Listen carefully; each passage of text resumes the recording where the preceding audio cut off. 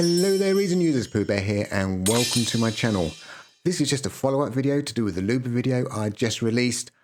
I try and be good and try and sort of put a bit of a beginner's hat on when I'm making my videos to try and explain absolutely everything, but in this particular case I think I let one or two things slip through the crack.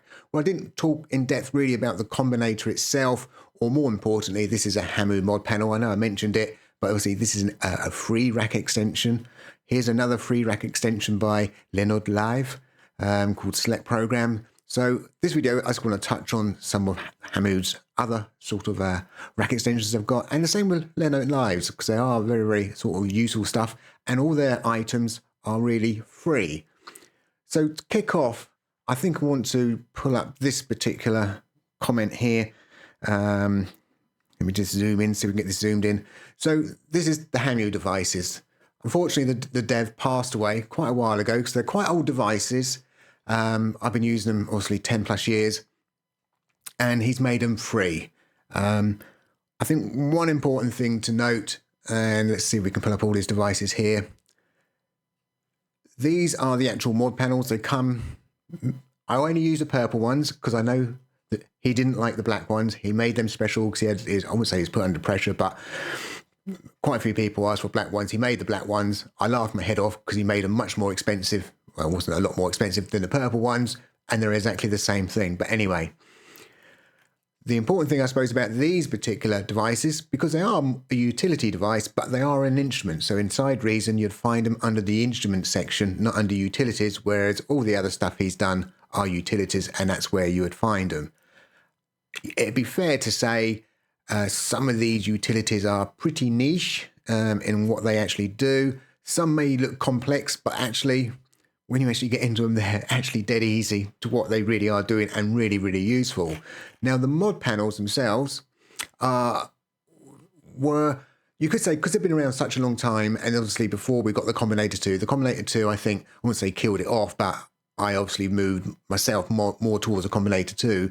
But prior to that, you could control up to several different combinators just from this one mod panel, which made them really good.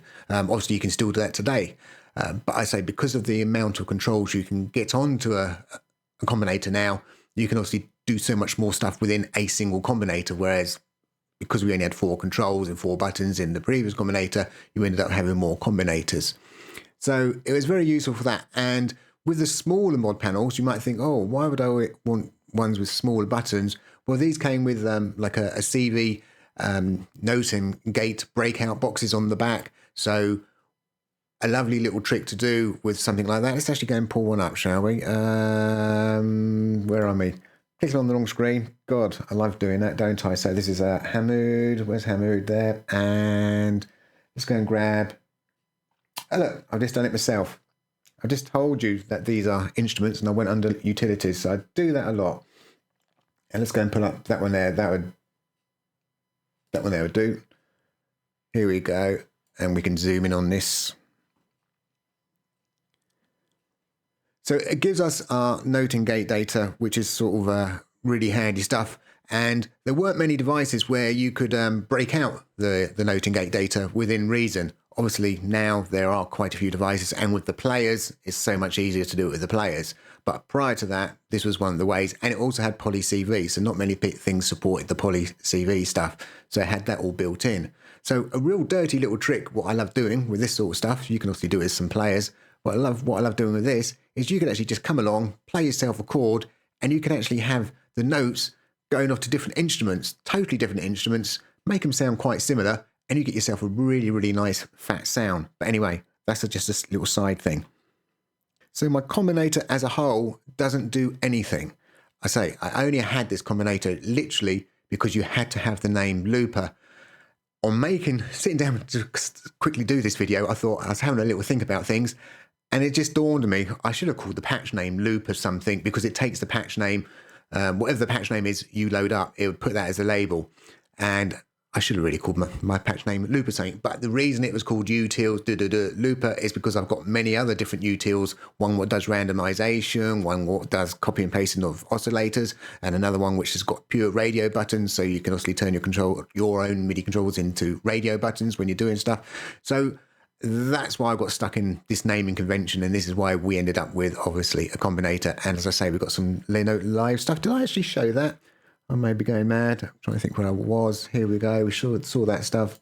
So yeah, so they've got a number of devices. Again, really, really handy devices. I like to use these a lot. This receive notes one is a really, really cool one because obviously you can turn off the MIDI flow or not, and you can automate it and do other things with it. And that's really handy because I know some people, they want to mute, say, a channel inside the sequencer. Well, this is the way you really can do it. You can just sit this obviously on top of a combinator or on top of your instruments, and you can actually mute this on and off. And the big advantage, obviously, muting at a sequencer level rather than at an audio level is because of tails, i.e. so if I've got a nice big reverb and I want to mute it out, if I mute the audio, it's gone. And if something else is playing and I unmute it, I'm going to hear all that reverb coming through. Whereas at the MIDI level, if we stop it at the MIDI level, the reverb's going to carry on. And if we unmute it, well, because there's been nothing playing, there's no reverb on that particular channel until you enable this and the MIDI notes start coming through, and then the reverb will start coming through. So it's a nice clean way of actually muting out channels within your sequencer. So it's a great little device. There's other devices which will allow us to do that now. Which even some of the new devices, obviously, you can actually use that to block all notes going through. But this has actually got quite a few special little functionalities, which is worth looking into. But yeah, I have done other videos which have included their other stuff. So you might want to check out my channel and have a look at that and see what's going on there.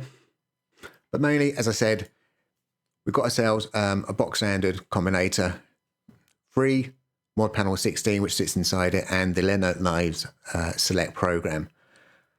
If you downloaded this combinator prior to 11 AM on the 5th, and we're talking about UK time, you may want to reload down the combinator again, because when I went to release the video, I literally released my video and suddenly dawned on me, I put up a Reason 13 or a combinator 2 into my Dropbox. So I quickly dropped back to my Reason 11, created a combinator and threw it up there, but I forgot to add the Select program. So I just sort of loaded that up now and gone, hey, what's happened to my Select program? Yeah, I realised what I did.